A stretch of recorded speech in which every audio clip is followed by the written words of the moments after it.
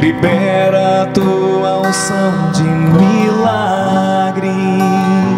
sobre nós.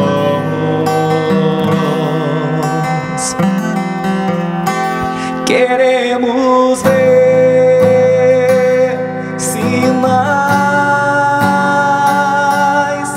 da manifestação do teu poder, pois quem crer verá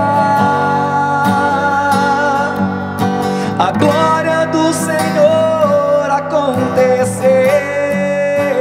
Poderoso Deus e Rei,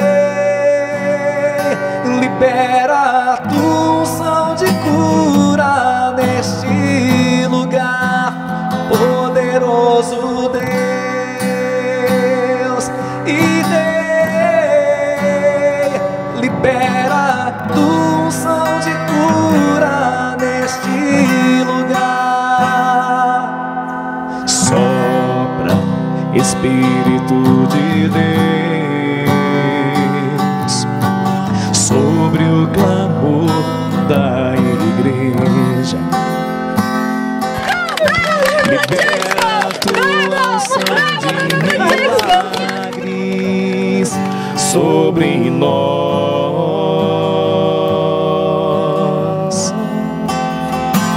Queremos ver sinais da manifestação do teu poder, pois quem crê verá a glória do Senhor acontecer. Poderoso Deus e Rei, libera tua unção de cura neste lugar. Poderoso Deus e Rei, libera tua unção de cura neste lugar. Incendeia, Senhor, a tua igreja.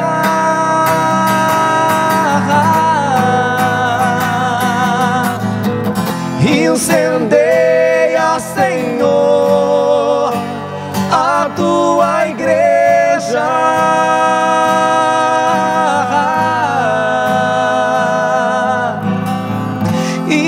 Incendeia, Senhor, a tua igreja. Poderoso Deus e Rei, libera a tua unção. Poderoso Deus e Rei, libera a tua unção de cura neste lugar. Poderoso Deus e Rei, libera a tua unção de cura neste lugar. Poderoso Deus e Rei, libera a tua unção de cura neste lugar.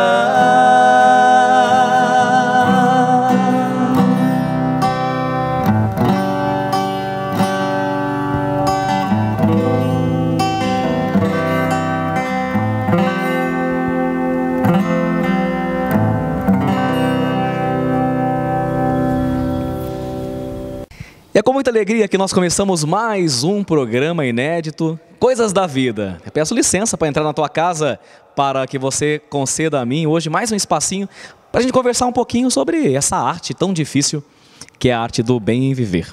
Eu gosto de um pensamento que fala assim que o amor é uma arte, né? E se matricula na escola do amor para que você possa aprender a amar. Mas a verdade é que a gente leva uma vida inteira e lá no final da vida a gente descobre que na arte do viver e na arte do amar, nós seremos e somos eternos aprendizes. Isso me faz lembrar um fato bonito. Certa feita, um senhorzinho muito humilde estava morrendo e ele que ensinou tanta gente, tinha lá o neto dele, bem mais jovem, claro, né? E colocaram a vela na mão do velhinho. E daí o velhinho segurou, sabendo que estava morrendo. E aí o neto falou assim, não vou, é na mão direita que se coloca a vela. E aí o velhinho, antes de morrer, disse assim, morrendo e aprendendo. Nós sempre dizemos vivendo e aprendendo, mas a verdade é morrendo e aprendendo. E a pessoa morre quando acha que já sabe tudo. E já não tem mais nenhum espaço dentro de si, na mente e no coração para aprender. Quem está sempre aprendendo descobrirá um segredo que pouca gente sabe. Não vai envelhecer. Porque envelhecer não tem a ver com a ação do tempo. Tem a ver com a água parada. Água parada fede e junta bicho. Quando nós paramos de estudar, paramos de nos formar, paramos de aprender e paramos de ouvir os outros, já decretamos nossa morte nesse dia. Hoje nós vamos falar sobre quem é o nosso maior inimigo. Quem é o seu maior inimigo? É o tema do programa de hoje. Aquele que atrapalha a tua vida e você talvez não tenha percebido. Na cultura cristã, ou na antropologia cristã, o ser humano tem sempre 3 inimigos. Quais são os 3 clássicos inimigos do homem que impedem a sua vitória, que impedem a sua felicidade? Vamos na ordem. Primeiro, o mundo. Sim, o mundo foi criado por Deus para nos ajudar. Mas por causa do pecado original, muitas vezes o mundo desvia o nosso foco. O mundo nos aprisiona, de tal forma que nós nos prendemos às coisas e às pessoas. Nós já falamos em alguns programas atrás a diferença entre amor e dependência. O que é o apego? O apego, quando você está muito apegado a algo ou a alguém, nada mais é. O apego é um amor que ultrapassou todos os limites. E depois deixou de ser amor. Quando ultrapassa os limites, deixa de ser amor. Então, depois do pecado original, o mundo, ao invés de contribuir para o seu crescimento, virou uma gaiola. Muitos se prendem. Então, o primeiro inimigo é o mundo. Mas o mundo não é tão difícil da gente vencer ele, não. Porque você pode muito bem, por exemplo, entrar num claustro, num convento, e você dá um jeitinho. O segundo inimigo que o cristianismo nos ensina é o famoso diabo, Satanás, que para nós cristãos existe sim. Em 1 Pedro capítulo 5, lá fala assim, eis que o diabo está ao vosso redor como leão, procurando a quem devorar, resisti-lhe firmes na fé. De fato, ele é um dos grandes inimigos da nossa vitória. Mas o diabo, você rezou um Pai Nosso, uma Ave Maria, jogou uma água benta, ele pincha fora. O terceiro inimigo é o pior de todos. O terceiro inimigo, na antropologia cristã, nós chamamos de sarx. Isso é, palavra grega que quer dizer carne. O maior inimigo que você tem não é o diabo, não é o mundo, e nem aquela pessoa com a qual você não se simpatiza muito, com a qual não rola química. O pior inimigo que você tem, por incrível que pareça, é você mesmo.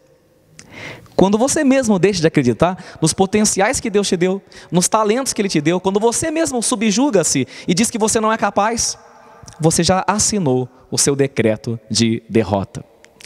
Isso me faz lembrar, vocês sabem que eu gosto de contar caso. Certa feita uma empresa ia de mal a pior, ela estava falindo, os funcionários muito desanimados pela situação econômica da empresa, o dono da empresa já havia jogado a toalha e tentou várias coisas para salvar a empresa, porém sem êxito. Até que um dia, vendo que a situação estava muito complicada, ele resolveu chamar um padre que tinha fama de ser sábio. Chamou o padre e falou, padre, pelo amor de Deus, dá uma bênção aqui.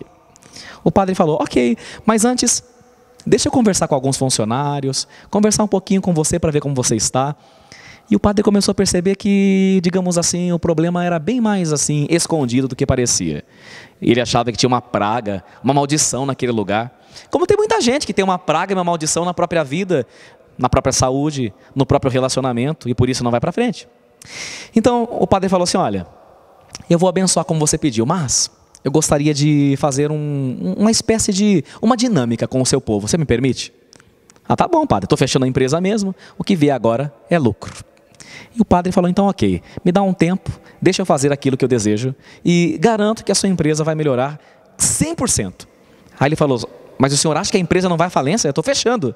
Dá tempo de salvar a sua empresa. Aí ele pensou, nossa, que oração forte que o padre vai fazer. Bem, o padre pegou uma cartolina bem grande assim, escreveu assim nela assim, logo para ser afixada na porta de entrada, logo de manhã, escreveu assim, atenção, Hoje faleceu, de noite, aquela pessoa que estava atrapalhando o seu crescimento dentro dessa empresa. O corpo está sendo velado na quadra. E as pessoas iam chegando na empresa logo pela manhã e via aquela placa, ficavam assustados. Alguns iam, claro, muito curiosos pelo caminho, alguns conversando com outros em direção à quadra. Quando chegava na quadra, havia uma fila enorme, um cordão de isolamento impressionante, porque todo mundo queria ver e um caixão lá no meio.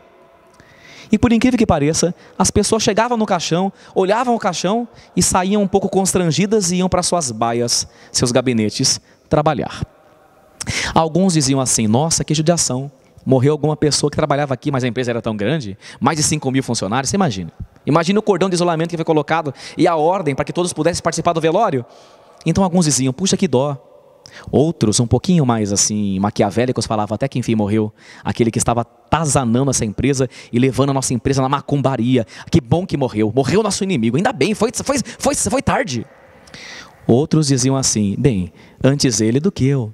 E os pensamentos eram os mais variados possíveis. Outros diziam: você sabe quem é? Ah, não sei, são 5.000, não tenho a mínima ideia. Qual não foi a surpresa de quase todos eles quando eles chegavam no caixão? O caixão estava fechado e havia apenas um vidro, e o vidro era um espelho. E dizendo assim: que bom, hoje o homem velho que atrapalhava a sua vida morreu, que tal renascer agora para uma vida nova? Vocês sabem qual que é um grande problema nosso, gente? Nós temos uma mania de gente imatura, porque gente imatura é assim. Gente imatura joga a culpa nos outros, né? Tem pessoas que não dão certo na vida e ficam empacadas. Foi porque minha mãe não me deu oportunidade. Foi porque minha mãe não me matriculou num colégio particular. Toda a vida eu estudei em escola pública e por isso que os outros foram muito mais bem abençoados, tiveram mais oportunidades do que eu. Outros vão dizer assim: olha, eu sou assim, padre, porque meu pai era alcoólatra. Não lembro se no programa Coisas da Vida, eu tenho um programa de rádio que vocês participam muitas vezes. Não lembro se aqui já falei ao longo desse ano que a gente faz esse programa, mas eu me lembro, quando eu era criança, alguns de vocês já sabem, meu pai era alcoólatra, né? E quantas vezes meu pai chegava violento em casa, querendo agredir a minha mãe, depois virou um homem santo, né? Mas antes disso, quanto sofrimento. E além disso, meu pai ainda guardava um revólver, que de vez em quando o álcool subia a cabeça, ele pegava o revólver. Imagina um molequinho pequeno, né? Vendo o pai com o revólver na mão, ameaçando matar a mãe na frente do garoto, né? E não raras vezes, quando meu pai saía, quantas vezes eu percebia, eu brincando, molequinho, 5, 6 anos de idade, quantas vezes eu estava pegando aquelas balas de revólver, colocando em fila, e pegando um isqueiro e querendo acender. Eu sempre brinco que o anjo da guarda soprava, porque imagina se eu tivesse aceso, né? O que teria acontecido comigo? Não estaria aqui para contar a história. E eu me lembro, muitas vezes, quando ia a polícia em casa e tudo mais, um dia, graças a Deus, a polícia apreendeu o revólver do meu pai. Mas eu me lembro que as minhas tias conversavam baixinho assim com a minha mãe: coitado desse menino, vai ser um marginal quando crescer. Muita gente usa o pretexto da história difícil. Eu sei que você deve ter na sua vida chagas. Eu sei que você deve ter na sua vida feridas que doem até hoje. Quem não tem? Quem não tem? Paulo Mendes, que foi um escritor da língua portuguesa, ele falava assim: nunca diga minha vida é um romance, porque se toda a vida fosse escrita, daria um romance. Todos nós temos coisas que não deram muito certo na nossa vida. Todos nós tivemos um pai ou uma mãe que não foi exatamente tão presente quanto nós queríamos. Todos nós tivemos uma frustração. Todos nós já fomos traídos. Aliás, Jesus fala: não é o servo maior que o Senhor. Se vos perseguem por causa de mim, vão perseguir você também. Jesus Cristo foi cuspido. Jesus Cristo foi escarrado e traído. Será que com a gente vai ser diferente? Agora, às vezes, nós temos aquele jeitinho, né? Não, eu sou assim porque por falta de oportunidade. Eu sou assim porque meu pai era assim, então eu tenho razão para ser revoltado como eu sou. E se você me permite tocar nesse assunto, talvez você que esteja assistindo o programa de hoje, talvez você teve a chaga, uma das chagas mais terríveis, de na sua infância ter sido abusado, ter sido abusada por um adulto que deveria cuidar de você. Eu sei que isso não é nada fácil, que isso sangra, que isso dói. Mas eu te digo, nem por isso sua vida está decretada, nela está decretada a derrota. Nem por isso você deve terminar a sua carreira. Nem por isso você deve terminar o combate. Embora seja difícil, você pode fazer a diferença. É isso que Sigmund Freud, né, o pai da psicanálise, o famoso austríaco, chamava de resiliência. O que é resiliência? A resiliência significa algo na química e na física, mas algo totalmente diferente na psicanálise. A resiliência é aquela capacidade de você perceber que a força da vida é mais forte. E que porque a vida é mais forte, você pode ir além, não obstante todos os obstáculos que a vida colocou no seu caminho. Hoje você precisa compreender que deve morrer aquela mulher velha que não acredita nos próprios talentos. Deve morrer aquele homem velho, deve ser morto e sepultado, para que renasça um homem novo, que acredita em todo o potencial e talento que Deus foi capaz de te dar. Em outras palavras, Deus acredita em você. Só precisamos saber se você acredita. Eu gosto de dizer, todas as vezes que nós acordamos e abrimos nossos olhos, é Deus dizendo através da vida: ei, mais uma vez, eu aposto todas as minhas fichas em você. Mas por favor, pare de se fazer de vítima. Porque esse jogo de empurra-empurra, a culpa é dos outros. Chegou atrasado no compromisso das 3, chegou às 5, a culpa é do trânsito. Esse negócio que a culpa é sempre dos outros, nunca vai te levar para lugar nenhum. Se você não conseguiu realizar a faculdade que você queria, o trabalho que você queria, o curso que você queria, vamos assumir hoje: a culpa é minha. Mas o fato da culpa ser minha não faz de mim um derrotado. Pelo contrário, quando eu assumo a culpabilidade dos fracassos e derrotas da minha vida e paro de terceirizar a responsabilidade de ser feliz, é que a felicidade vem de mansinho e se instala na minha vida. Ultimamente em Sorocaba e região eu tenho falado uma coisa muito séria. Pelo amor de Deus, se você quer ser feliz, de verdade, pare de colocar a responsabilidade da tua felicidade nas mãos dos outros. Nós aprendemos no conto de fadas, né? Desde que éramos crianças, principalmente as menininhas. Olha, vai chegar o príncipe num cavalo branco e serão felizes para sempre. Não, não, isso não existe. Na vida real não funciona assim. Se você quer ser feliz de verdade, você precisa aprender a ser feliz desde já. Quem não é feliz agora não vai fazer ninguém feliz e não vai ser feliz com ninguém. Quantas pessoas destruídas eu encontro por aí com pretexto assim: olha padre, eu sou essa pessoa amarga hoje, depressiva hoje, porque uma pessoa que eu amava muito me largou quando eu mais precisava. Embora tenha sido dolorido, isso não é pretexto nem desculpa para que você jogue a toalha e para que você entregue seus pontos. É aqui que nós precisamos entender: eu não deixo de ser feliz porque uma pessoa fugiu da minha vida. Em Sorocaba nós tivemos recentemente digamos assim, uma atitude, né, suicida de uma moça muito nova, adolescente, talvez 15, 16 anos, que porque o namorado terminou com ela, né, ela pôs fim à vida. Por quê? Porque aquela moça, coitada, na inexperiência dela, tudo bem que ela tinha 15, 16 anos, ela colocou a responsabilidade da felicidade dela nas mãos de alguém. Hoje eu gostaria de dizer abertamente para você: por favor, pare de terceirizar a tua responsabilidade. Você já percebeu? Não sei se vocês perceberam isso. Nós estamos na época do que eu chamo de fenômeno da terceirização. Vou explicar. Por exemplo, nossos filhos. Como nós trabalhamos muitos, até uma doença chamada workaholic, ou a síndrome de burnout, uma pessoa se estafa, por quê? Porque ela vive para trabalhar. Como ela vive para trabalhar, para pôr o pão na mesa e pagar a escola particular e o inglês do filho e da filha, e a natação, e o judô, e o taekwondo, então ela não para em casa. Então ela paga a babá, depois ou a creche, depois ela paga os professores e até a catequista na igreja.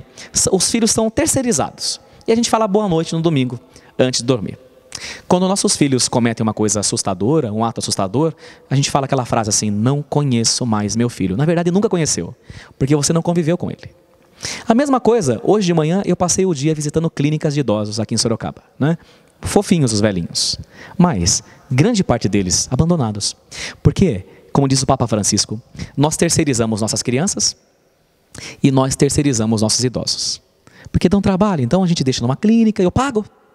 Cuidam lá muito, e a gente está com alguns pretextos, cuida muito melhor que eu, e nunca vou ver. Não estou condenando as pessoas que colocam idosos em clínicas, que talvez em algumas situações sejam necessárias. Estou dizendo aqueles que simplesmente abandonam. Estamos, por exemplo, gravando esse programa hoje, quase que às vésperas de Natal. Nenhuma visita natalina, nenhuma visita por ocasião do ano essas pessoas recebem.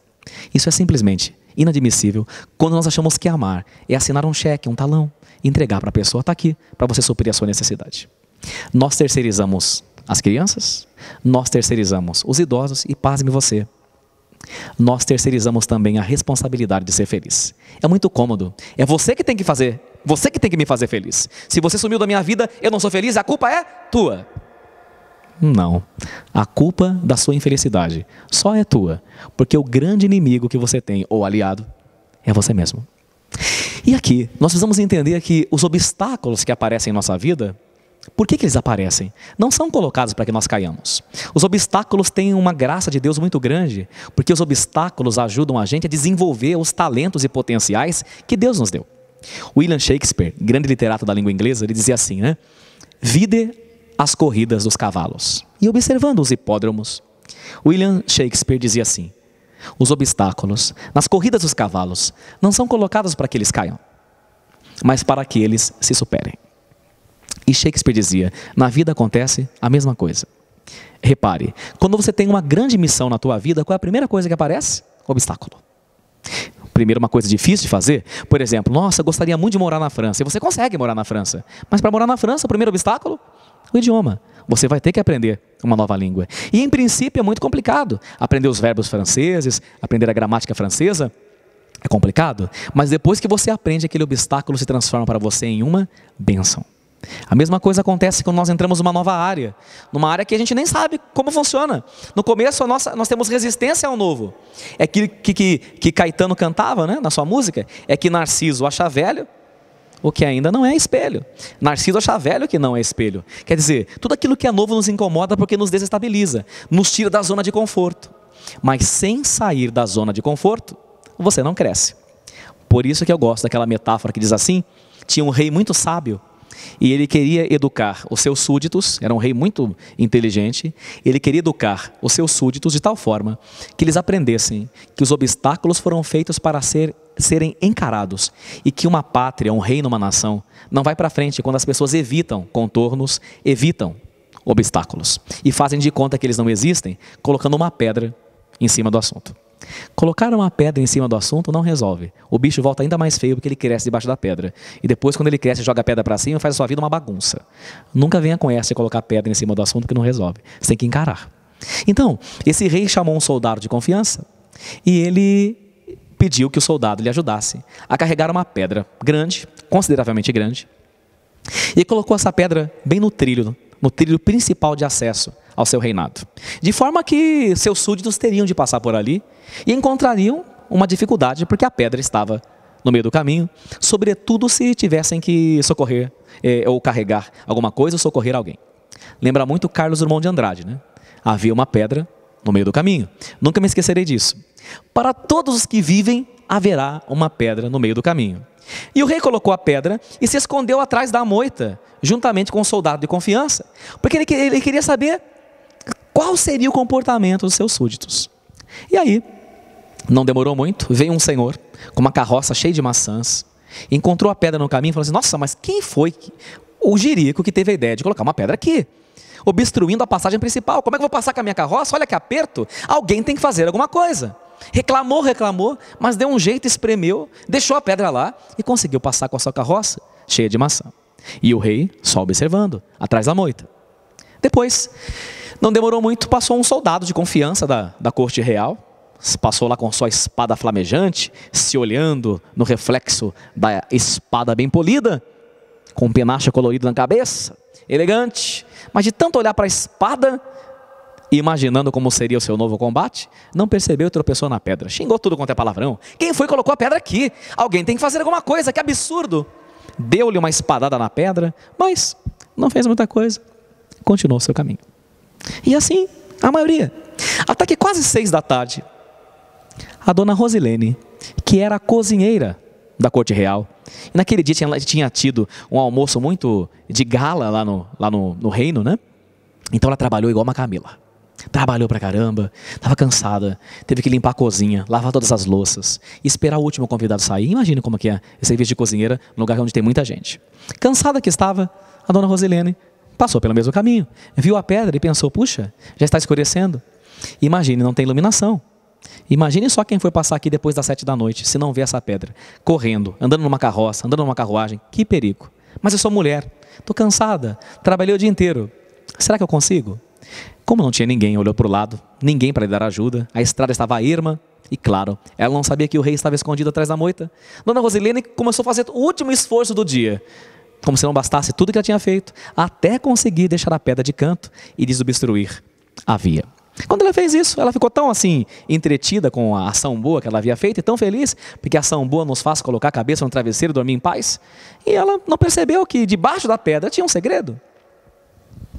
Qual não foi a sua surpresa? Quando olhando debaixo da pedra, havia uma espécie de uma pasta, e dentro da pasta, muitas e muitas moedas de ouro e de prata, de tal forma que se a Rosilene quisesse, ela nem precisaria mais trabalhar pelo resto da sua vida.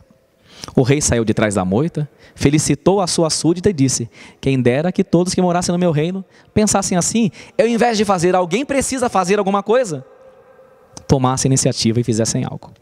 Aqui eu quero, para terminar o programa de hoje, falar para você duas coisas muito importantes, mas muito importantes mesmo. Primeiro, quando aparece um obstáculo na sua vida, a primeira atitude que você tem, e eu também, somos seres humanos, é o quê? Reclamar. Uma pedra no meio do caminho, agora que estava dando tudo certo, eu recebi esse não de Deus, quanto mais eu rezo, mais assombração aparece. É preciso aprender a enxergar, por detrás das aparentes tragédias, as bênçãos que se escondem ali embaixo. Quando nós começamos a descobrir que debaixo das tragédias tem bênçãos, que debaixo das pedras, dos escombros, existem riquezas, quantas bênçãos Deus derrama na minha vida, quantas bênçãos Deus derrama na sua vida. Mas para isso você precisa, primeira atitude, parar de reclamar. Descobrir no não que você recebeu de Deus a bênção que ali se esconde. Eu me lembro, há pouco tempo atrás, a minha madrinha de crisma, que é minha tia Rosália, ela foi diagnosticada com uma doença muito grave, né? O intestino dela estava fechado, um tumor do tamanho de uma laranja, né? E eu percebia que toda a nossa família estava meio assim, a maioria, pelo menos 80%, desligada de Deus, né? E depois dessa doença as pessoas começaram a orar, né? Percebi meus primos começando a se apegar mais a Deus, muitas tias vindo à igreja, tanto católica quanto evangélica. A gente começou a perceber uma busca de Deus. E a gente começou a perceber que a família se uniu mais. Passado um certo tempo, né, ela foi fazer o tratamento, para a glória de Deus, tudo foi maravilhoso, hoje está em perfeitas condições, né, sem maiores problemas, mas claro que a cura foi uma coisa muito boa, mas a maior bênção não foi tanto a cura, foi a família que se tornou mais religiosa, mais unida, que se perdoou, e naquilo que para nós era uma desgraça, se escondia uma grande bênção. Isso vale também para relacionamentos que terminaram. Hoje, por exemplo, você estava muito apegado àquela pessoa, parece o fim do mundo, uma espada na alma, uma espada no coração. Hoje você não entende, mas amanhã você vai agradecer. Por quê? É melhor, eu sempre gosto de dizer isso, é melhor chorar 5 minutos e ser feliz por 50 anos, do que ser feliz por 5 minutos numa noite de prazer, por exemplo, e chorar 50 anos porque fez uma péssima escolha. Para isso, você precisa entender, nos nãos de Deus, as bênçãos que ali se esconde. Debaixo da pedra, não reclamar e dizer que alguém precisa fazer algo. E a segunda coisa que quero lhes dizer, antes de terminar o nosso programa, não menos importante é, nunca diga assim que a sua vida está empacada, porque alguém não fez alguma coisa, porque alguém te abandonou, porque alguém te espezinhou, porque capacidade de superação e resiliência, Deus te deu. E ser feliz é uma responsabilidade única e exclusivamente tua, que não pode ser terceirizada para ninguém. Se você não entendeu ainda, não coloque a exclusividade, a responsabilidade de ser feliz na mão do namorado, na mão da namorada, na mão do teu pai, na mão da tua mãe, na mão do teu filho, na mão da tua filha. Eu não sou feliz por causa da escolha que o meu filho fez, padre. Eu sei, pode doer, mas nem por isso você pode deixar de ser feliz. Porque felicidade não foi feita para ser terceirizada. Última mensagem de hoje. Se você quiser ser feliz com alguém, seja pai, mãe, filho ou filha, namorado ou namorada, marido e esposa, então veja bem, se você quiser ser feliz com alguém, você precisa aprender a ser feliz antes sem esse alguém. Por quê?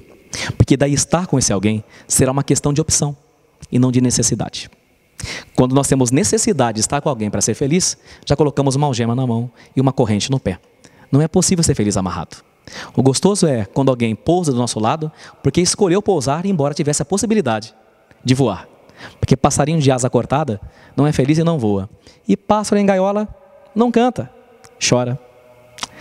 Obrigado pela sua participação. Até o próximo programa Coisas da Vida, se Deus quiser, minha gente. Tchau, tchau. Fui.